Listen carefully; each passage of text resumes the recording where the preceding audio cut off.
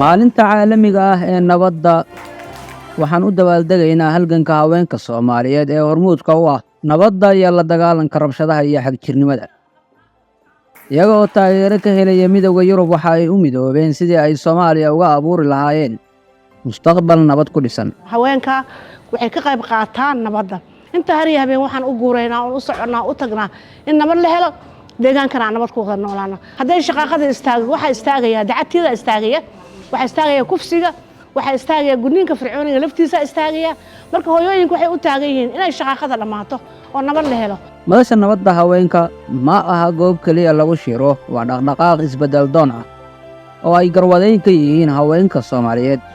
Over the past 4 years, the European Union has been supporting this Strength Through Tolerance project, and this program has led to substantial progress in empowering women peace leaders and enhancing community resilience against violent extremism.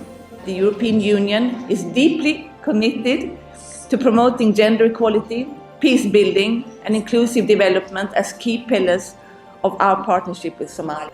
haweenkani waa hogaamiyayaal doonaya inay qaabeeyaan mustaqbalka Soomaaliya si wada jir ah waxaan u abuuri karnaa aayatiin suuban.